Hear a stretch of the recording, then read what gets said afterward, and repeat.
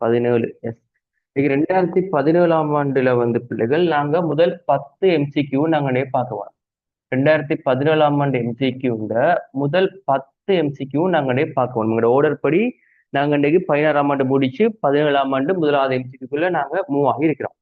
முதலாவது கேள்வி வந்து பிள்ளைகள் ஓட்ட அடர்த்தியின் அலகு. பிள்ளைகள் நீங்க மின்னோட்டம் கரண்ட் எலக்ட்ரிசிட்டி படிச்சிருப்பீங்க நினைக்கிற பிள்ளைகளா. ஓட்ட அடர்த்தி. ஓட்ட அடர்த்திக்கு ஒரு சமன்பாடு படிச்சிருப்பீங்க பிள்ளைகள். ஞாபகப்படுத்தணும் பிள்ளைகள். ஓட்ட அடர்த்தின்னு சொன்னா பிள்ளைகள் ஓரலகு பரப்புக்குள்ளால போற மின்னோட்டம். என்ன பிள்ளைகள்? ஓரலகு பரப்புக்குள்ளால போற மின்னோட்டம். அதான் பிள்ளைகள் ஓட்ட அடர்த்தி. அப்ப ஓர் அலகு பரப்பு. அப்ப அந்த பரப்புன்றது என்ன வரும் பிள்ளைகள்? கீழே வரும். நாங்க அலகோட யாரை கதைக்கிறோமோ அவர் கீழே வருவார். அந்த ஓரலகு பரப்புகளால போற மின்னோட்டத்தை தான் நாங்க என்ன சொல்றோம்னு சொன்னா ஓட்ட அடர்த்தி என்று சொல்றோம். ஓரலகு பரப்புகளால போற மின்னோட்டத்தை தான் நாங்க என்ன சொல்றோம்? ஓட்ட அடர்த்தி. அப்ப சமன்பாட்டை போட்டு பார்த்தோம்னு சொன்னா மின்னோட்டம் அம்பியர் பரப்பளவுக்கு மீட்டர் ஸ்கொயர். அலகு வந்து அம்பியர் மீட்டர் -2. ஸோ பொருத்தமான விட செகண்ட் ஆன்சர். நான் இன்னும் சில விஷயம் டிஸ்கஸ் பண்றேன் பிள்ளைகள். உங்களுக்கு அந்த எலக்ட்ரிசிட்டி பேசிக்ல சம்பந்தப்பட்ட சில விஷயங்கள் இப்போதைக்கு நான் மைண்ட் லெவல் விஷயங்களும் டிஸ்கஸ் பண்ணி கொடுத்தேன். முதலாவது வந்து பிள்ளைகள் மின்னோட்டம் என்று சொன்னா என்னன்னு சொன்னா உங்களுக்கு ஞாபகப்படுத்திக் கொள்றேன்னா, மின்னோட்டம் என்று சொன்னா என்னன்னு சொன்னா பிள்ளைகள் அலகு நேரத்துல ஒரு கடத்திகளால போற ஏற்றத்தின் அளவைத்தான் நாங்க மின்னோட்டம் சொல்றோம். அதாவது ஒவ்வொரு செகண்டுக்கும் ஓரலகு நேரத்துக்குள்ள எவ்வளவு ஏற்றம் போகுதுன்றதான் பிள்ளைகள் மின்னோட்டம். இதைத்தான் நாங்க என்ன சொல்றோம் பிள்ளைகள்? மின்னோட்டத்தை நாங்க என்ன செய்வோம்? கேபிட்டல் ஐ என்று குறிப்போம். நாங்க ஒழுங்குபடுத்துவோமா இருந்தா Q is equal to IT என்ற ஈக்குவேஷன். இந்த ஈக்குவேஷன் ஞாபகம் நிக்க வரும் பிள்ளை. ஓகே பிள்ளைகள். அதே மாதிரி பிறகு படிச்சிருப்பீங்க ஒரு குறுக்குவெட்டு பரப்பு A என்ற குறுக்குவெட்டு பரப்பை ஒரு கடத்திக்குள்ள V என்ற நகர்வு வேகத்துல இலத்திரன்களால் நகர முடியும் என்று சொன்னா, ஒரு V என்ற வேகத்துல இலத்திரன்களால் நகர முடியும் என்று சொன்னா அது இந்த ஓரலகு கனவளவுல இருக்கிற இலத்திரன்கள் எண்ணிக்கையும் என்ன இருக்கும்னு சொன்னாலா ஓரலகு கனவளவுல இருக்கிற இலத்திரன்கள் எண்ணிக்கை என்ன இருக்குமா இருந்தா அதுக்குள்ளால போற மின்னோட்டத்துக்கான ஈக்குவேஷன் வாணி என்று படிச்சிருப்பீங்க. வாணி ஷோர்ட்டா ஞாபகம் வச்சுக்கிறது வாணி. V என்றது இவற்றை வேகம், A என்றது குறுக்குவெட்டு பரப்பு, N என்றது அலகு கனவளவுல இருக்கிற இலத்திரங்கள் எண்ணிக்கை, E என்றது ஏற்றம். அதே போல என்ன படிச்சிருப்பீங்க? ஓமின் விதி V = IR. இதில் சும்மா ஞாபகம் நிற்க வேண்டிய ஈக்குவேஷன்ஸ் சொல்லி ஞாபகம் இருக்கும்போது நம்புறேன். பிரச்சனை இல்லை. அடுத்த கொஸ்டின், ரெண்டாவது கொஸ்டினுக்கு வாங்க. ABCD ஆகியன வெவ்வேறு பரிமாணங்களை கொண்ட பௌதிக கணியங்கள் ஆகும். K ஒரு பரிமாணமில்லா மாறிலி ஆகும். பின்வரும் தொடர்புடைமைகளை கருதுக. A என்ன சொல்லுதுன்னு சொன்னா பிள்ளைகள் KA³ பண்றது B க்கு ஈக்குவலா. சரியா பிள்ளைகள்? முதலாவது B எங்களுக்கு என்ன சொல்லுதுன்னு சொன்னா பிள்ளைகள் D = AC ஆம். C எங்களுக்கு என்ன சொல்லுதுன்னு சொன்னா A = KB. A = KB. கேள்வி எது வந்து பரிமாண இந்த 3 ஈக்குவேஷன்ல எது வந்து பரிமாண முறையில செல்லுபடியானது? எங்களுக்கு கேள்வியில் தரப்பட்ட தரவு ABCD ஆகிய மூன்றுமே வந்து வேற வேறையாக ABCD ஆகிய அனைத்துமே வந்து பிள்ளைகள் வேறு வேறு ஆட்களா இருக்கக்குள்ள இந்த கொஸ்டின்ல எது வந்து பரிமாண ரீதியா செல்லுபடியானதுன்னு சொல்லி கேட்டுருக்காங்க. நாங்க செக் பண்ணி பார்ப்போமே பிள்ளைகள். இப்ப முதல்ல சும்மா உங்களுக்கு எக்ஸாம்பிள் வச்சு சொல்லி தரேன் பிள்ளை. இப்ப பாருங்க, கேக்கு வந்து பரிமாணம் இல்லாத ஒரு மாறிலின்னு சொல்லிப்பான். கே என்பது பரிமாணம் இல்லாத மாறிலி. இப்ப சொல்றான் KA³ நீங்க பெருக்க வாரட்டானா B. இது சாத்தியம் இருக்கான்னு பார்த்தோம்னா சும்மா ஒரு எக்ஸாம்பிள் உங்களுக்கு விளங்குறதுக்காக சொல்றேன். நான் ஏய தூரம் வைக்கிறேன். தூரம் சொன்னா அவற்ற பரிமாணம் என்ன பிள்ளைகள்? A இந்த பரிமாணத்தை A இந்த பரிமாணம் என்னது? L அவற்ற Q. ஒருவேளை B வந்து கனவளவா இருக்குமா இருந்தா B வந்து கனவளவா இருக்கு. ஏயும் பியும் வருவதான பிள்ளைகள். அப்ப A வந்து தூரமா இருந்து B கனவளவா இருக்குது. Kக்கு பரிமாணம் இல்லைன்னு சொன்னா A பரிமாணப்படி சரியா இருக்கிறதுக்கான வாய்ப்பு இருக்கு. A பரிமாணப்படி சரியா இருக்கிறதுக்கான வாய்ப்பு இருக்கு. நான் சொல்றேன் A என்றது ஒரு தூரமோ அல்லது நீளமோ அகலமோ ஏதோ வைக்கிறேன். B நான் கனவளவா வைக்கிறேன். கனவளவா வைக்கிறேன்னு சொன்னா ரெண்டுமே ஒரே கனிமாவாறதுக்கான வாய்ப்பு இருக்கு.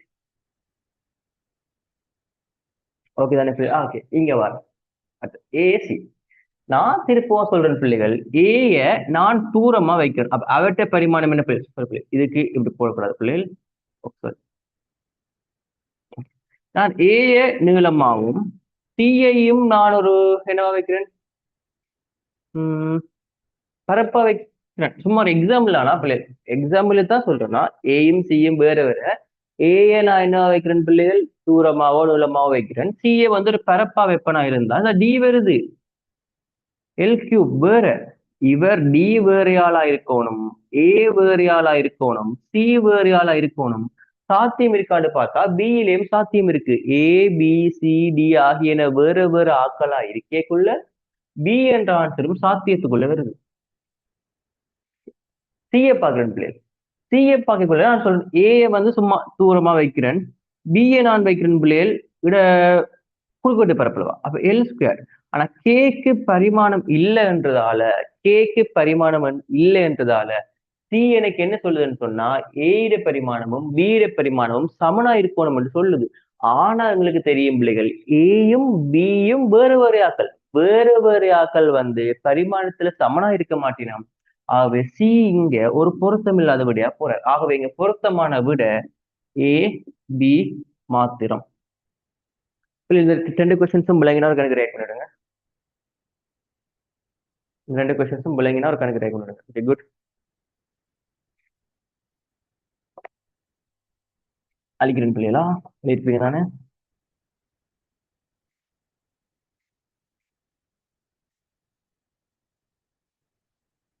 அடுத்த கொஸ்டின் நம்பர் 3.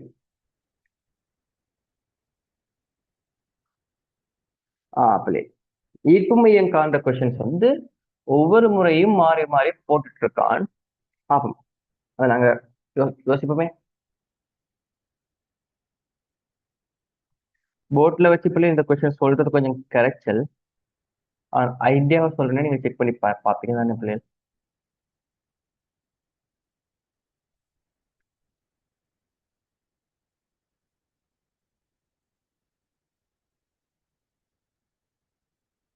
சரி, உருவில் காணப்பட்ட ஒரு சீரான ஒரு கம்பி அதன் இரு நுனிகள் y என்பன திறந்திருக்கத்தக்கவாறு உருவில் காணப்படுகிற ஒரு கம்பி சட்டமாக வளைக்கப்படுகிறது. கம்பி சட்டத்தின் புவியீர்ப்பு மையம் பெரும்பாலும் இருக்கத்தக்க புள்ளி.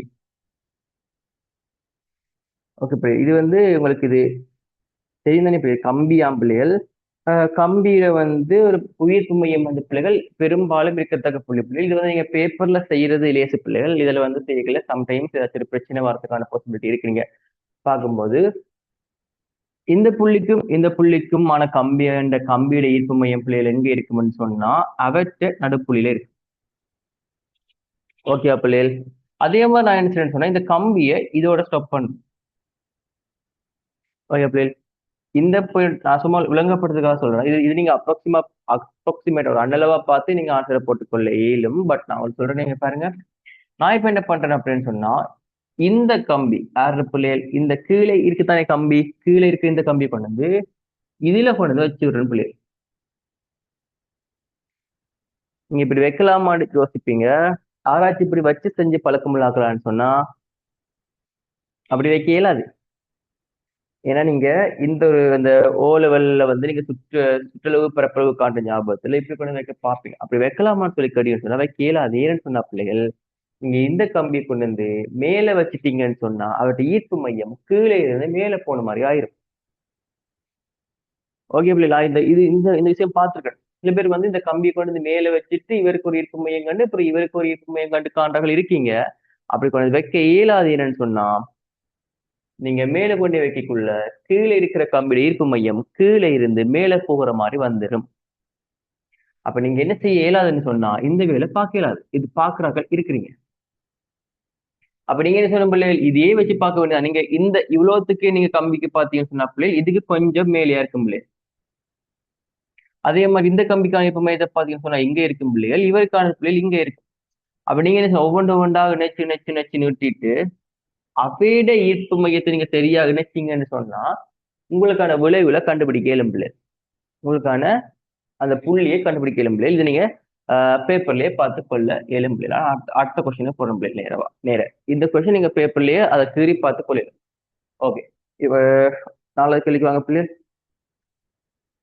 மீடன் எஃப்ஐ உடைய ஓரிசைக்கருவியுடன் ஒரு முனையில் அடைக்கப்பட்ட ஒரு குழாய். இது பிள்ளைகள் ஒரு முனை அடைக்கப்பட்ட ஒரு குழாய் அடிப்படை மீட்டர்ல பரிவுறுது. அப்ப அடிப்படையில பரிவுறுதுன்னு சொன்னா பிள்ளைகள் கிராஃப் இப்படித்தான் இருக்கும். கிராஃப் இல்ல, படம். அடைக்கப்பட்ட முனை திறக்கப்பட்டு அதே நீளமுள்ள குழாயை அடிப்படையில் பரிவுடைய செய்யும்போது, அடைக்கப்பட்ட முனை திறக்கப்பட்டு அதே நீள குழாய் அடிப்படையில் பரிவுறும் போது அதோட மீட்டர் என்ன செய்யும் பிள்ளை? அதான் பிள்ளை கேள்வி. பிள்ளை இந்த கேள்விக்கு நான் டப்புன்னு பார்த்தோன்னே ஆன்சர் போடலாம், டப்புன்னு போடலாம், உங்களுக்கும் சம்டைம்ஸ் தெரியும். பட் பரவாயில்ல, நான் கொஞ்சம் சொல்றேன். ரெண்டு பேருக்குமே ஒரே நீளம் பிள்ளைகள், சரியா? இங்க முனை திருத்தத்தை பார்க்க சொல்லி கதைக்கல பிள்ளைகள். முனை திருத்தம், முனைவு திருத்தம் என்று சொன்னா என்னன்னு சொன்னா பிள்ளை, உங்களுக்கு இதை விளங்குற மாதிரி ஷோர்ட்டா சொல்றேன் பிள்ளைகள். என்ன விஷயம் அந்த முனைவு திருத்தம்னு சொன்னா பிள்ளைகள், ஒரு முனையும் உடைய குழாயிலேயோ அல்லது இருமுனைகளும் திறந்த குழாய்களிலேயோ ஒரு அலைவடிவம் ஒன்று போம் பண்ணிக்குள்ள நாங்க சொல்லல, அது சரியா போய் அவர் இந்த எண்டில, எந்த எண்டில, இந்த குழாயோட எண்டில முடிவாரு நாங்க சரியா சொல்லலாது. என்ன செய்யலாம், அதையும் தாண்டி கொஞ்சம் தூரம் வெளியில போவார்.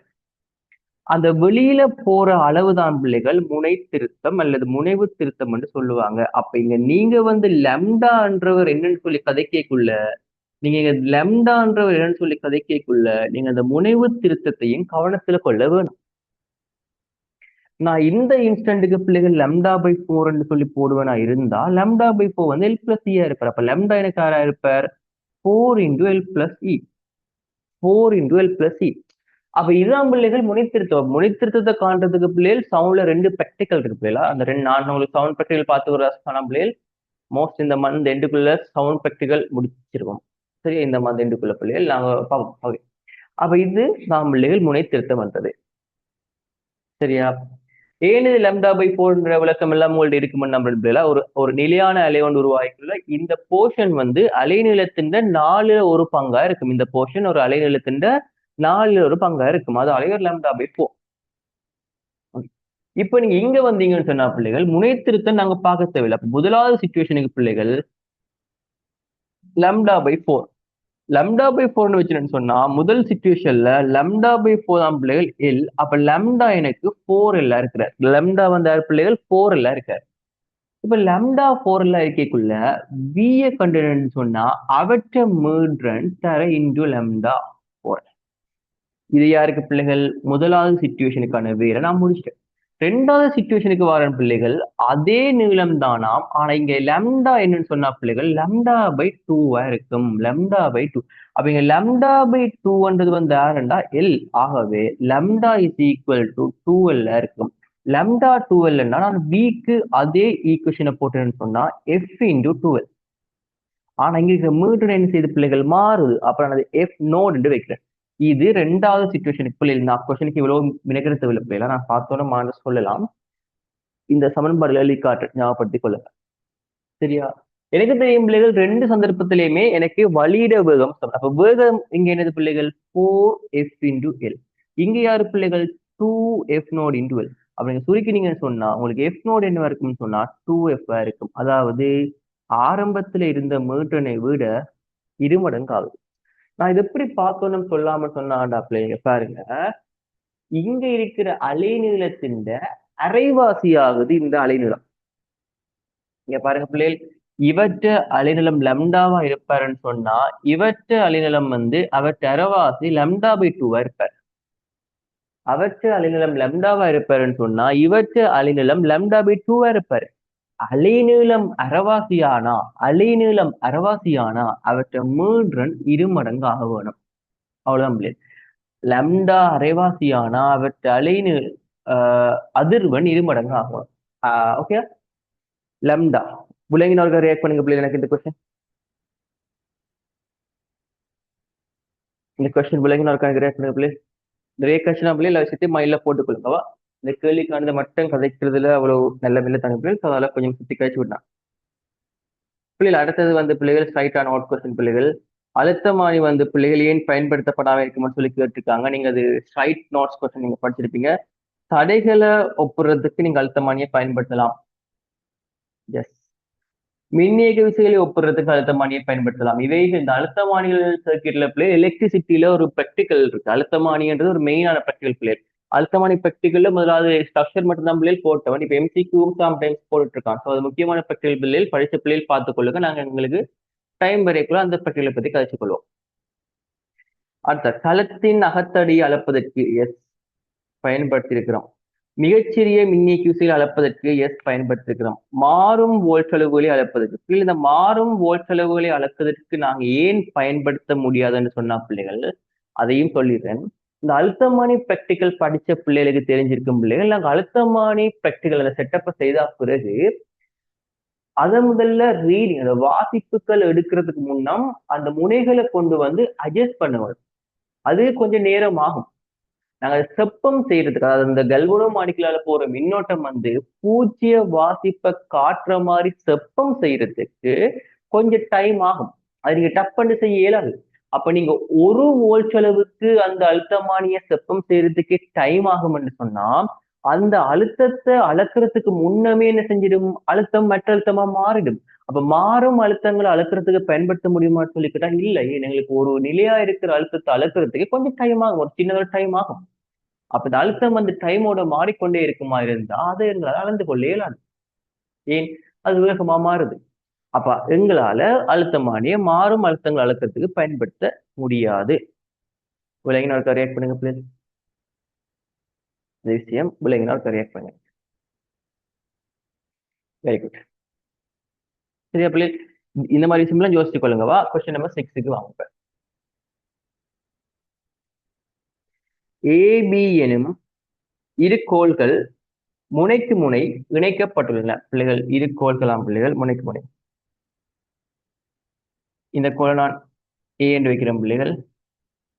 இந்த கோளை நான் பி என்று வைக்கிறேன். இந்த கோள் ஏ, இந்த கோள் பி முனைக்கு முனை இணைக்கப்பட்டு ஏல ஒளி செல்லும் போது அலையிட வேகம் பியும் அதன் யங்கின் மட்டு ஏயின் அப்பெருமானத்தின் 4 மடங்காகவும் உள்ள ஏயின் யங்கின் மட்டுண்ட 4 மடங்காம் பியின் யங்கின் மட்டு ஆகவும் உள்ள ஆனால் ஏயின் அடர்த்தியை கொண்டதுமான ஏயின் அடர்த்தியும் பியின் அடர்த்தியும் சமனாம் இப்படி இருக்கத்தக்கதா இருக்கிற கோளில இருக்கிற கதி அல்லது பிள்ளை. இந்த சவுண்டுல நீங்க 3 வேறு வேறு ஈக்குவேஷன்ஸ் படிச்சிருப்பீங்க. 3 விதமான. ஒன்று இழைகளுக்குள்ளால ஒரு ஒளியல போகுதுன்னு சொன்னா அதுக்கான வேகத்துக்கான ஈக்குவேஷன் ஸ்கொயர் ரூட்டுக்குள்ள டி ஓவர். வழிக்குள்ளால போகுதுன்னு சொன்னா வி ஈக்குவல் டு ஸ்கொயர் ரூட்டுக்குள்ள கேமா ஆர் டி ஓவர் எம் அல்லது ஸ்கொயர் ரூட்டுக்குள்ள கேமா பி ஓவர் ஓ.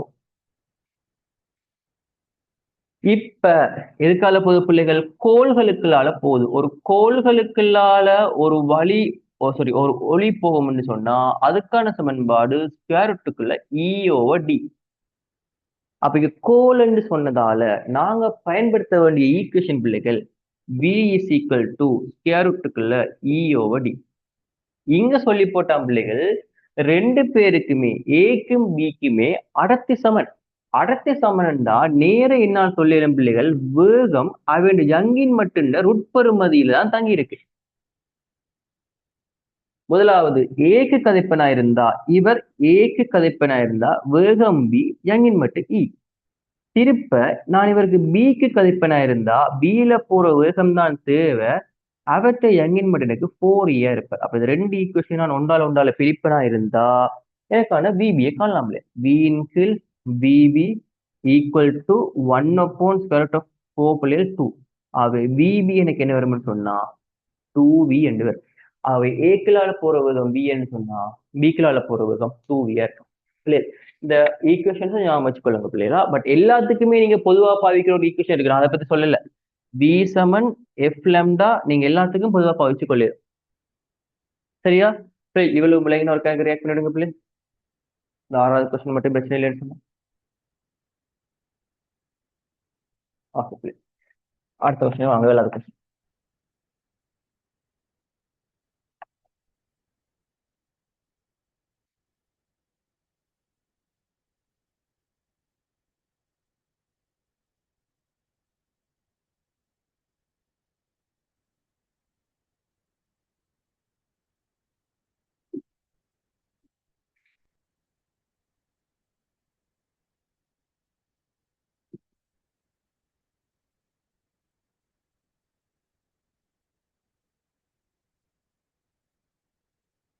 ஏழாவது கொஸ்டின் இன்ட்ரெஸ்டிங்கான கொஸ்டின் இருக்கு.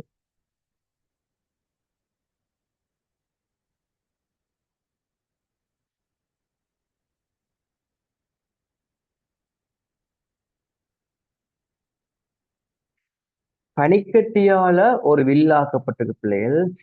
சரியா? பனிக்கட்டியால வில்ல.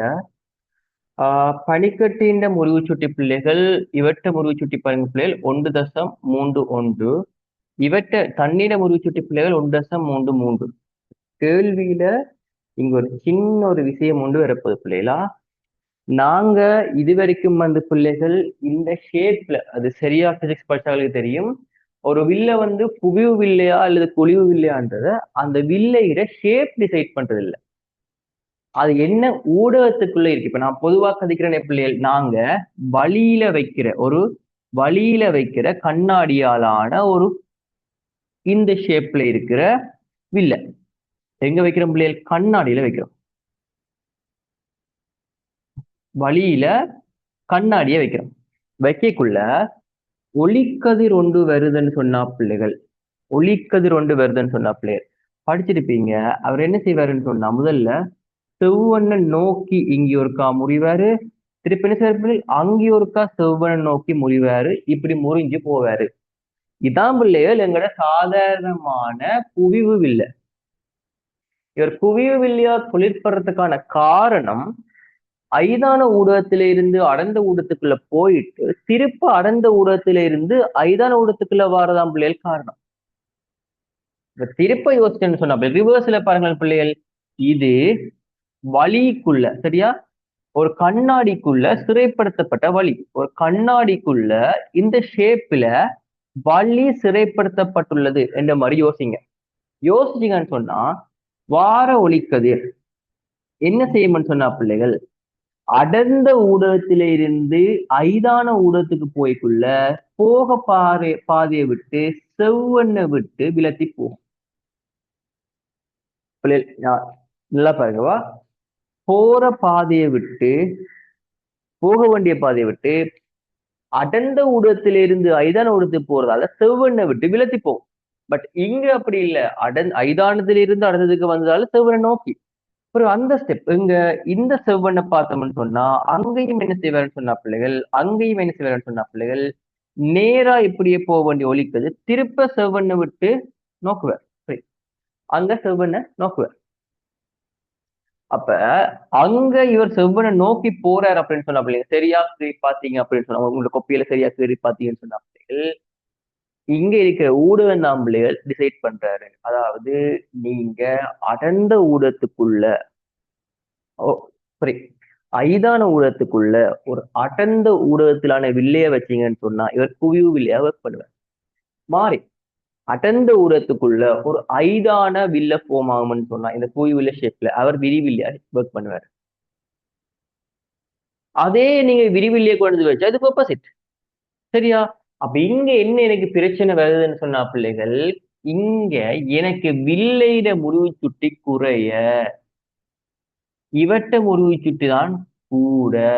அதாவது அதனால அது எப்படி யோசிக்கலாம்னு சொன்னா, கண்ணாடிக்குள்ள வழிய வச்ச மாதிரி அவர் இங்க அப்ப குவிவு வில்லையா ஒர்க் பண்ண மாட்டாரு, விரிவில்லையா ஒர்க் பண்ண போறாரு. இந்த ஐடியா விளங்கினா ஒரு கணக்கு ரியாக்ட் பண்ணுங்க பிள்ளை. இந்த ஐடியா விளங்கினால் கணக்கு ரியாக்ட் பண்ணுங்க. Very good. அப்படின்னு சொன்னா சமாந்திர ஒளிக்கதிர்கள் வில்லையின் வலப்பக்கத்திலேயே ஒருங்காத பிள்ளைகள். முதல்ல இவர் விரிச்சு இப்படி அனுப்புதுன்னு சொன்னா வலப்பக்கத்துல முதல்ல ஒருங்க மாட்டார். எங்க ஒருங்குவார் தெரியுமா? இடப்பக்கத்துல வார ஏதோ ஒரு புள்ளியில ஒருங்குவார். இப்ப வலப்பக்கத்துல ஒருங்குவார்னு சொல்லி சொன்னதால பிள்ளைகள் ஏ கூற்று பிழை. இந்த நிலைமையில் பனிக்கட்டி ஒரு விரிவில்லையாக தொழிற்படுகிறது. எஸ், அதான் இவ்வளவு டைம் காட்சி நம்மளே விரிவில்லையா தொழிற்படுகிறது. இந்த நிலையில் மெய்பிம்பங்களை அவதானிக்க முடியாது. எந்த நிலையில, எந்த நிலை இந்த கேள்வியில இந்த நிலைன்னு சொன்னது மீனிங் என்ன சொல்லுங்க அப்போ, இவரு இப்ப சமாந்தரமாக போற சந்தர்ப்பத்தில, சமாந்தரமா போற சந்தர்ப்பத்துல ஒளிக்கதிர் விரிகிறதால என்ன செய்யும்னு சொன்னா வில்லைக்கு பின்னுக்கு மாய பொருளை தான் உருவாக்கும். சரி, மாய பிம்பத்தை உருவாக்கும்.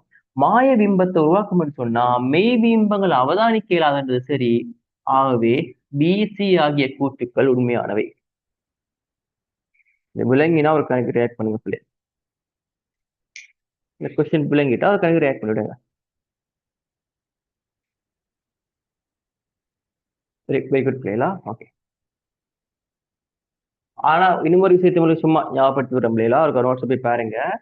ஒரு விரிவில்லையில மெய்பிம்பம் தோன்றதுக்கு ஒரே ஒரு சாத்தியம் தான் இருக்கா. நோட்ஸ்ல பாருங்க. விரிவில்லையில மெய்பிம்பம் உருவாகிறதுக்கான ஒரே ஒரு சாத்தியம் மாய பொருளை அவருடைய குவியத்துக்குள்ள வச்சா மட்டும்தான் மெய்பிம்பம் வரும். வேற எந்த சந்தர்ப்பத்திலையுமே குவிவு வில்லைக்கு மெய்பிம்பம் பூமாகாது. நான் சொன்னதை வடிவ யோசிங்க பிள்ளைகள். குவிவு வில்லை பிள்ளைகள், குழிவு வில்லை பிள்ளைகள், திருப்ப திருப்ப பேசுறேன், சாரி. ஒரு குழிவு வில்லைக்கு மெய் பிம்பம் வர வேணும்னு சொன்னா அந்த குழிவு வில்லைன்ற குவியத்துக்குள்ள மாய பொருளை வச்சிங்கன்னா மட்டும்தான் மெய்பிம்பம் வரும். வேற எந்த சந்தர்ப்பத்திலுமே குழிவு வில்லைக்கு மெய்பிம்பம் வராது. சரியா பிள்ளை? சும்மா ஞாபகப்படுத்திக்கிட்டா நான் சொன்ன கொஸ்டின்ஸ் வரும்போது அதை பார்ப்போம். கொஸ்டின் நம்பர் 8 பிள்ளைகள் வாங்க. ஒரு சர்க்கிட் கொடுத்துருக்கான் பிள்ளைகள். இவர் 1 2 3.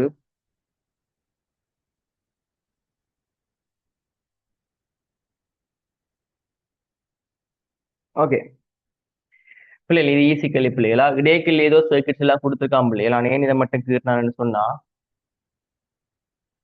அது இடைக்கு இருக்கு பிள்ளைகள். சும்மா இந்த சர்க்கிட்டை பாருங்க பிள்ளைகள், உங்களுக்கு விளங்கும் பிள்ளை இந்த ஐடியா. ஓகே அப்படியே பாருங்க. இந்த சர்க்கிட்ல நீங்க தடைகளை சுருக்கிறதுக்கோ மின்னோட்டத்தை காண்றதுக்கோ முதல்ல மின்னோட்டம் போற பாதையை பத்தி யோசிக்கணும். நேர்ல இருந்து ஸ்டார்ட் பண்ற மின்னோட்டம் அப்படியே இந்த பாயிண்ட் வரைக்கும் வந்து இங்க வந்து இப்படியே மேல போவார். மேல போயிட்டு திருப்பி இந்த பாயிண்ட்ல வந்து பார்ப்பாரு, இங்கால போவோமா அல்லது மேலேயே போவோமான்னு. அப்பதான் அவருக்கு தெரியுது இதுக்கால தடை இருக்கு, போறது கஷ்டம். போறது கஷ்டம். அப்ப என்ன செய்வார்? பேசாம அப்படியே மேலால போயிட்டு இப்படியே சுத்தி கொண்டு வந்துருவார். இப்ப என்ன சொல்ல வரேன்னு சொன்னா, இடைக்குள்ள இருக்கிற எந்த சுட்டுக்குள்ளாலேயுமே கரண்ட் போகாது. இடைக்குள்ள வந்த எந்த சுட்டுக்காலையுமே கரண்ட் போகாது. கரண்ட் போக போற தடைகள் யாருன்னு பாத்தீங்கன்னா இந்த ஆர், இந்த ஆர், இந்த ஆர், இந்த ஆர், இந்த ஆர், இந்த ஆர். அப்ப இப்ப நான் இந்த சர்க்கிட்டை கொஞ்சம் மாத்தி கீறுவனா இருந்தா இப்ப சர்க்கிட் வந்து பிள்ளை இப்படித்தான் இருக்கு.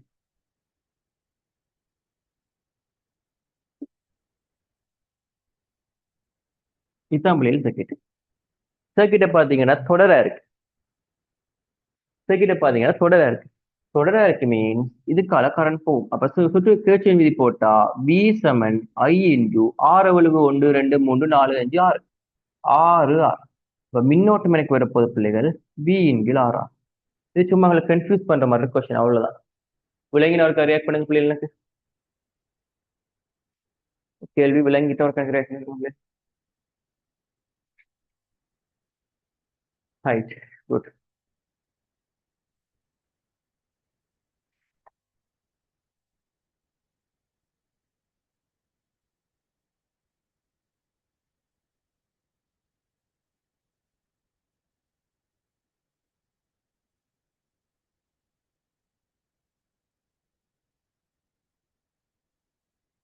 Question number 9.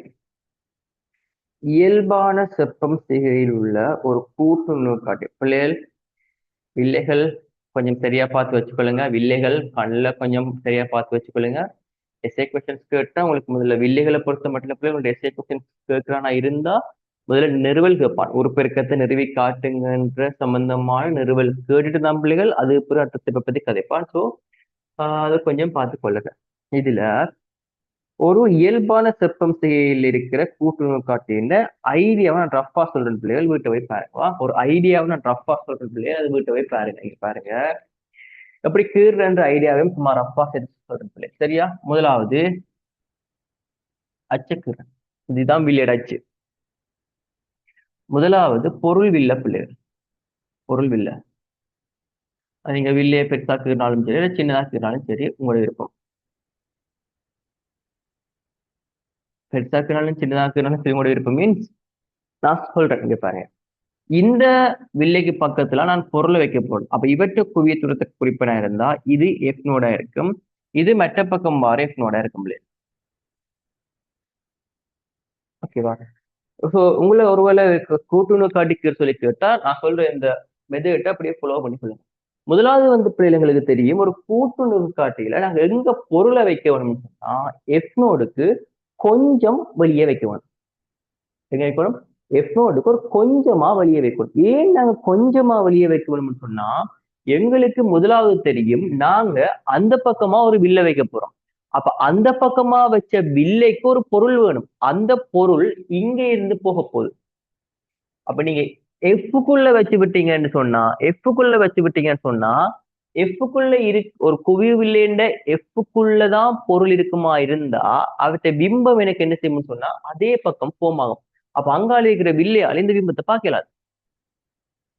அங்கால இருக்கிற வில்லையால இந்த பிம்பத்தை பார்க்கலாது. அப்ப நாங்க எப்பவுமே பொருளை வைக்கக்குள்ள என்ன செய்யணும்னு சொன்னா எஃப் கொஞ்சம் வெளியே வைக்கும்.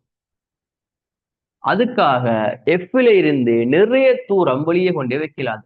அதுக்காக எஃப்ல இருந்து நிறைய தூரம் வெளியே கொண்டே வைக்கல. நாங்க நிறைய தூரம் வெளியே கொண்டு வச்சுட்டோமா இருந்தா ஒரு நிறைய ரொம்ப தூரம் நாங்க வெளியே கொண்டு வைப்போமா இருந்தா எங்களுக்கு பிரகாசமான பிம்பத்தை பார்க்க இயலாத பிள்ளைகள். என்னன்னு சொன்னா இந்த பொருள்ல இருந்து எவ்வளவுக்கு அதிகமான ஒளிக்கதிர்கள் வருதோ எவ்வளவுக்கு அதிகமான ஒளிக்கதிர்கள் வருதோ அவ்வளவுக்கு எங்களை பிரகாசமான ஒரு பிம்பத்தை பார்க்கல. நீங்க பொருளை கூட நல்லா தூரத்துல வச்சு விட்டீங்கன்னு சொன்னா வேற ஒளிக்கதிர்கள்ல ஒரு குறைவான அளவு ஒளிக்கதிர்கள் தான் வில்லைக்குள்ள போகும். அப்ப அது பிரகாசமான பிம்பமாக அமையாது. அப்படிங்க பிரகாசமான பிம்பத்தை பாக்குறதுக்காக எஃப்னோடுக்கு பக்கத்துலயும் வைக்க வேணும். அதே நேரம் நீங்க எஃப்னோடுக்கு உள்ளேயும் வைங்க. எஃப்னோடுக்கு உள்ள வச்சீங்கன்னு சொன்னா இன்னும் நிறைய ஒளிக்கதிர்கள் வந்து இன்னும் பிரகாசமான பிம்பத்தை உருவாக்கும். ஆனா உங்களுக்கு என்ன பிரச்சனைன்னு சொன்னா எஃப்னோடுக்குள்ள வச்சீங்கன்னு சொன்னா மெய் பிம்பத்தை எடுக்க இயலாது. அதான் பிரச்சனை. அப்ப இதான் ஸ்ட்ரக்சர் எல்லாம் கேட்பான். ஏன் நீங்க எஃப்னோடுக்கு வெளியே வைக்கிறீங்கன்னா மெய் பிம்பத்தை பெறலாம். ஏன் நீங்க எஃப்னோட்ல இருந்து நல்லா தூர வைக்கலாது நிறைய ஒளிக்கதிர்கள் வந்து பிரகாசமான பிம்பத்தை உருவாக்காது. ஓகே, கொண்டே வச்சுட்டீங்கன்னு சொன்னா பிள்ளைகள் இவருக்கான பிம்பம் இங்கால உருவாகும். இப்படி தலைகளா போமா. ஓகேவா? இந்த பிம்பம் இந்த பக்கமா இருக்கிற வில்லைக்கு இந்த பிம்பம் பிள்ளைகள் இந்த பக்கமா இருக்கிற வில்லைக்கு இந்த பிம்பம் இந்த பக்கமா இருக்கிற வில்லையிட குவியத்துக்கு உள்ள இருக்கும். அதையும் பார்த்துக் கொடுங்க. ஏன்னு சொன்னா நாங்க நுணுக்கு காட்டியில இந்த பக்கம் இருந்தான் பார்ப்போம். அந்த பக்கமே இருந்து பார்க்கக்குள்ள பிள்ளைகள் நாங்க நீங்க சும்மா யோசிங்க. நுணுக்காட்டியை நாங்க அட்ஜஸ்ட் பண்ணி பார்க்கக்குள்ள பிள்ளைகள் பொருள் இருக்கிற சைட்ல எங்களுக்கு பிம்பமும் தெரியும். பொருளையும் கீழே தான் வைக்கிறீங்க, பிம்பத்தையும் கீழே தான் பாக்குறீங்கன்னு சொன்னா பொருளும் பிம்பமும் ஒரே பக்கம் இருக்க வேணும் என்று சொன்னா இந்த வில்லேண்ட குவியத்துக்கு உள்ள இவரால உருவாக்கப்பட்ட பிம்பம் போமாக வேணும். முதலாவது வில்லையால் உருவாக்கப்பட்ட பிம்பம் தான் இரண்டாவது வில்லைக்கான பொருள். அப்ப அந்த பிம்பம் இரண்டாவது வில்லையிட குவியத்துக்குள்ள இருக்கும். இது விளங்கினா ஒரு கணக்கு ரியாக்ட் பண்ணுங்க பிள்ளை. இந்த கன்செப்ட் விளங்கினா ஒரு கணக்கு ரியாக்ட் பண்ணுங்க. Good, very good, right. அப்படின்னு சொன்னா பிள்ளைகள் இப்ப கடைசியா கீற வேண்டியால் ஒரே ஒருத்தர் மட்டும் யாரு கடைசியா போமாற ஒழிக்கதிர். கடைசியா போமாற ஒழிக்கதிர் வந்து பிள்ளைகள் மாய பிம்பமா இருக்கும்.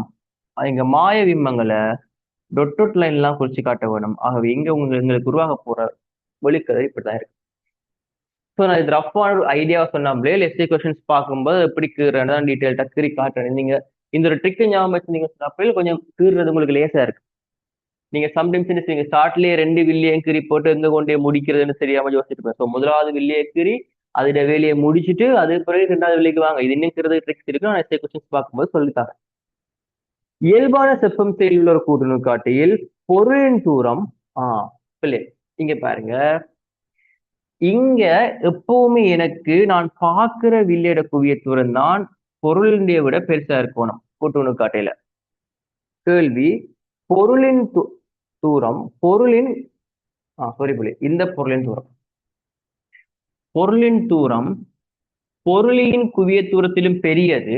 எஸ், பெரியது. அதான் படத்தை பார்க்கவே விளங்குது. ஆகவே சரி பிள்ளை. பொருளின் தூரம் பொருளின் குவிய தூரத்தை விட பெருசு. ஆகவே சரி. பொருளினால் உண்டாக்கப்படும் பிம்பம் மாயமானது. பொருளியால உண்டாக்கப்படும் பிம்பம் மாயமானதா பிள்ளைகள்? வெயிட் பிள்ளைகள். முதலாவது கொஸ்டின், பொருளின் தூரம் பொருளின் குவிய தூரத்திலும் குறைவானது சொல்லியிருக்கா. சாரி, குறைவானது சொன்னால பிள்ளையா, குறைவானதுன்னு சொன்னதால பிள்ளை. இரண்டாவது, பொருளினால் உருவாக்கப்படும் பிம்பம், இந்த பொருளியால் உருவாக்கப்படுற இந்த பிம்பம் மாயமானதா? இல்லையே பிள்ளைகள், மெய் பிம்பம் தானே. அப்ப மாயமானதுன்னு சொன்னதால அது பிம்பல. சி பார்ட், பொருளினால் உண்டாக்கப்படும் பிம்பம் பார்வை துண்டின், பொருளியால உண்டாக்கப்படுற இந்த பிம்பம் பார்வை துண்டின் குவியத்துக்குள்ளே இருக்க வேணும். எஸ் எஸ், அதான் சொன்னான். முதலாவது வில்லியால் உருவாக்கப்படுற இந்த முதலாவது வில்லியால் உருவாக்கப்பட்ட முதலாவது பிம்பம் இரண்டாவது வில்லி என்ற குவியத்துக்குள் இருந்தா தான் உங்களுக்கு போமாக. அப்ப அந்த ஸ்டேட்மெண்ட் சரி. டி, இறுதி பிம்பம் மெய்யானதா பிள்ளை, இறுதி பிம்பம் மாயமானதா? இது புல. அஞ்சாவது கூற்று, பெரிய குவிய தூரத்தை கொண்ட ஒரு பொருளியை பயன்படுத்தி ஒட்டுமொத்த கோண பெரிதாக்கத்தை அதிகரிக்கலாம். பெரிய குவிய தூரத்தை கொண்ட ஒரு பொருளியை பயன்படுத்தி நீங்க ஒட்டுமொத்த கோண பெரிதாக்கத்தை அதிகரிக்கலாம்னு சொல்றாங்க பிள்ளை. நீங்க ஈக்குவேஷன் போட்டு பாருங்க, ஓகேவா? அதுல உங்களுக்கு குவியத்தூரம் கீழே தான் வரும். நீங்க குவியத்தூரத்தை கூட்டிட்டீங்கன்னு சொன்னா கோண பெரிதாக்கம் குறையும் என்று வரும். ஸோ அந்த ஸ்டேட்மெண்ட் பிள்ளை. அவங்க பொருத்தமான விட மூன்றாவது, உறுப்பெருக்க நிறுவ தெரிய வேணும் பிள்ளைகளா. 10வது கொஸ்டினுக்கு வாங்க. பொருளொன்றின் வழியே எளிமைய சிக்கத்தை ஆட்டைக்குள்ள ஆர்முடுகள் வந்து இடப்பெயர்ச்சி. இதுல இந்த கொஸ்டின் பெரிய கஷ்டம் இல்லை பிள்ளைகள். ஆர்முடுகள் இடப்பெயர்ச்சியோட மாறுது பிள்ளைகள். நாங்க எளிமைய சிக்கத்தை ஒரு துணிக்க ஆற்றுதுன்னு சொன்னாலே நாங்க பாவிக்கிற சமன்பாடு பிள்ளைகள் எக்ஸ் டபுள் டாட் சமன் மைனஸ் ஒமேகா ஸ்கொயர் எக்ஸ். இப்ப கேள்வி, ஆர்முடுகள் எங்களுக்கு இடப்பெயர்ச்சியோடு எப்படி மாறுதுன்னு சொன்னா y சமன் மைனஸ் எம்எக்ஸ் என்ற பெற்றார். ஆகவே இவர் எக்ஸ் வச்சா இருப்பார், இவர் எக்ஸ் டபுள் டோட்டா இருப்பார். அவை வரைவு வந்து இந்த மாதிரி வரும். இது ஈஸி கொஸ்டின். ஸோ இவ்வளவு வந்தான் பிள்ளைகள். ரெண்டையா 10 கொஸ்டின். இவ்வளவு விளங்கினவருக்கு எனக்கு ரியாக்ட் பண்ணுங்க பிளேஸ். பார்த்த 10 கொஸ்டின்ஸும் விளங்கிட்டு சொன்னாங்க. ரியாக்ட் பண்ணுங்க பிள்ளைகளுக்கு.